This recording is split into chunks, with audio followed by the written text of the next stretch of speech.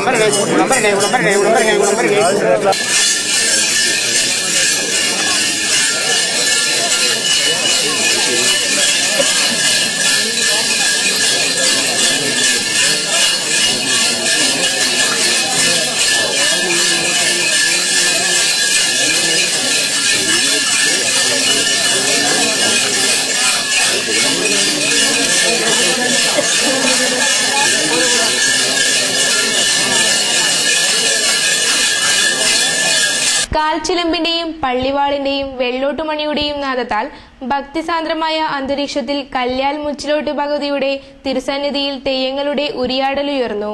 14 വർഷങ്ങൾക്കു ശേഷം വീണ്ടും ഒരു പെരുങ്കളിയാട്ടത്തിന് സാക്ഷികളാകാൻ തങ്ങളുടെ മനസ്സുകളെ പ്രാപ്തരാക്കാൻ മുച്ചിലോട്ടമ്മയെ കനിയണമേ എന്ന പ്രാർത്ഥനയോടെ അമ്മയുടെ കിടാങ്ങളും 2012 ജനുവരി 31 മുതൽ ഫെബ്രുവരി 5 വരെ നടക്കുന്ന കല്യാൽ മുച്ചിലോട്ട് പെരുങ്കളിയാട്ട മഹോത്സവത്തിന്റെ മുന്നോടിയായി ബുധനാഴ്ച വൈകിട്ട് നടന്ന പെരുങ്കളിയാട്ടം ഏൽപ്പിക്കൽ ചടങ്ങാണ് ഈ അപൂർവ നിമിഷം സമ്മാനിച്ചത്.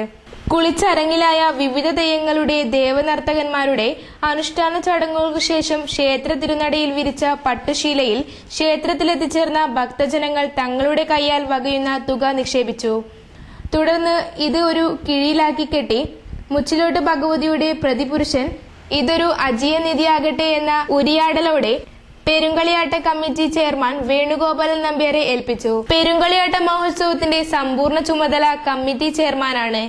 ദൈവമുഖാന്തരം പ്രശ്നവശാൽ കാണുന്ന മുഹൂർത്ത ദിവസം ഏൽപ്പിക്കൽ ചടങ്ങിൽ സാക്ഷികളാവാൻ വിവിധ കഴകസ്ഥാനികരും ക്ഷേത്ര കമ്മിറ്റി ഭാരവാഹികളും ആഘോഷ കമ്മിറ്റി ഭാരവാഹികളും മറ്റ് ഭക്തജനങ്ങളും എത്തിച്ചേർന്നിരുന്നു.